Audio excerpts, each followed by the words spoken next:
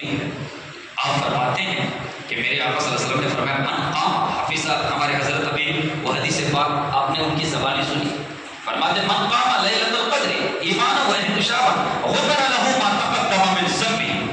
یہ بخاری شریف جلد 1 صفحہ نمبر 270 کی حدیث پاک ہے. بھائی دیکھیں میں دیکھ کے تقریر کرتا ہوں تو مجھے بالکل اچھا محسوس لگتا ہے اور نہیں تو کہیں ایسا نہ ہو کہ کچھ باتیں ایسی نکل جائے جو میرے ذہن اور دماغ میں نہ ہو، تو اس لیے میں حوالے کے ساتھ بیان کروں. میں نے آقا صلی اللہ علیہ وسلم نے ارشاد فرمایا جو شب قدر میں ایمان و اخلاص کے ساتھ عبادت کرے تو اس کے پچھلے گناہوں کو اللہ تبارک و تعالیٰ بخش دیتا ہے. پچھلے گناہوں کو اب سال بھر میں آپ کتنے گناہ کیے ہوئے تھے، لیکن ہاں گناہ صغیرہ کا ذکر ہے، لیکن کچھ گناہ ایسے، لیکن آج کی رات مغفرت کی رات، بخشش کی رات، جہنم سے آزادی کی رات ہے، لیکن آج کی رات میں بھی 4 آدمی کی بخشش نہیں ہوگی. آج کی رات میں 4 آدمی کی بخشش، 4 طرح کے لوگوں کی بخشش نہیں ہوگی. وہ 4 میں آپ کو بولنے کے بعد اپنی تقریر ختم کروں. پہلے حدیث پاک اور سنیں. حضرت عبداللہ ابن عباس رضی اللہ تعالی عنہ فرماتے سرکار مدینہ صلی اللہ علیہ وسلم نے شب قدر کی رات کے بارے میں فرماتے جب شب قدر کی رات آتی جبریل علیہ السلام فرشتوں کی جماعت لے کر زمین پر اترتے ہیں اور زمین پر اترنے کے بعد حضرت جبریل علیہ السلام کے 100 بازو ہیں. 100 بازو، 1 2 نہیں صاحب، 100 بازو ہیں. اور ایک بازو کے بارے میں محدثین نے بیان فرمایا اگر ایک بازو پھیل جائے نا تو مشرق سے مغرب، شمال سے جنوب تک پھیل جائے. ایک بازو کے بارے میں اس طرح سے 100 بازو ہیں. جبریل علیہ السلام بلبل صدا کے 100 بازو، اور ان 100 بازو میں 2 بازو آج کی رات میں پھیلاتے ہیں. جبریل علیہ السلام فرماتے شب قدر کی بات 2 بازو صرف شب قدر کی رات کو کھولتے ہیں، 2 بازو پھیلتے ہیں، اور وہ 2 بازو پھیلنے کی وجہ سے مشرق تک، مغرب تک، شمال اور جنوب تک وہ بازو پھیل جاتے ہیں. سبحان اللہ، کتنے بڑے بازو ہیں. اور اس کے بعد حضرت جبریل علیہ السلام فرشتوں کی جماعت کے ساتھ زمین پر اترتے ہیں. جو شخص آج کی رات میں عبادت میں مشغول رہتا ہے، تسبیح پڑھتا ہے، ذکر و اذکار کرتا ہے، قرآن شریف کی تلاوت کرتا ہے، تو فرشتے ان کے لیے دعائیں مغفرت کرتے ہیں. اب بتاؤ کتنے خوش نصیب ہیں وہ لوگ، کتنے خوش نصیب ہیں جو آج کی رات دعا کریں گے. ہر دن تو سوتے ہیں صاحب، ہمیشہ تو ادھر ادھر وقت گزارتے ہی ہیں صاحب. آج کم سے کم جاگیں.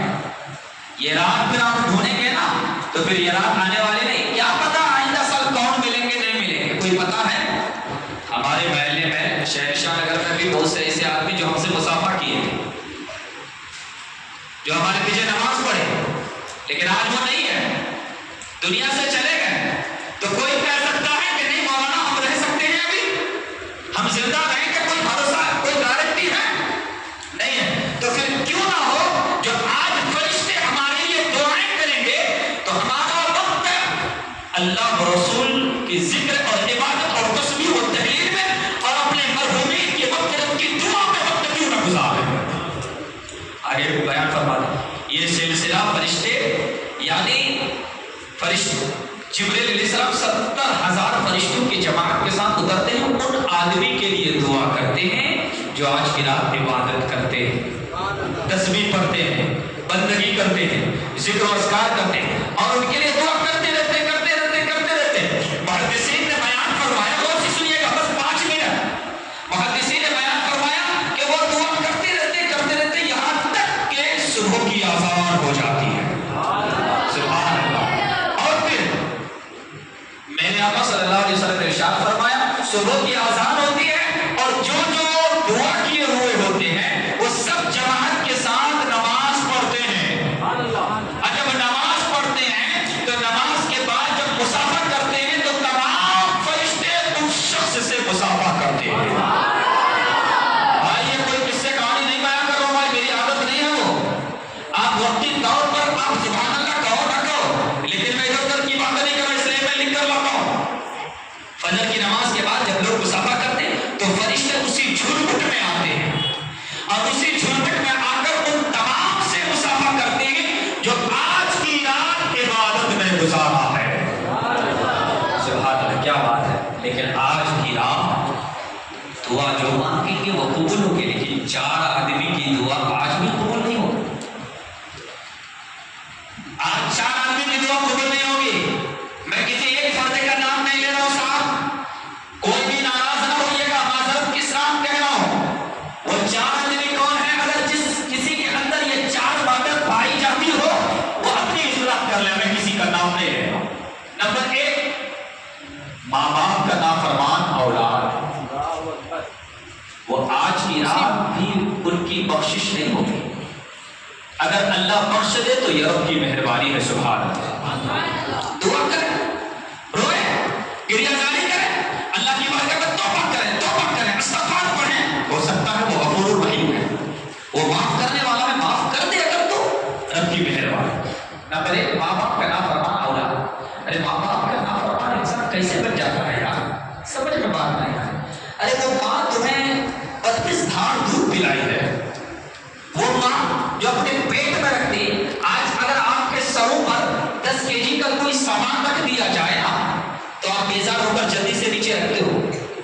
5 kg کا سامان اگر آپ کے سر پہ دے دیا جائے، جاؤ فلانا جگہ پہنچا دو، تو آپ پریشان ہو جاتے ہو، وزن اٹھا نہیں سکتے.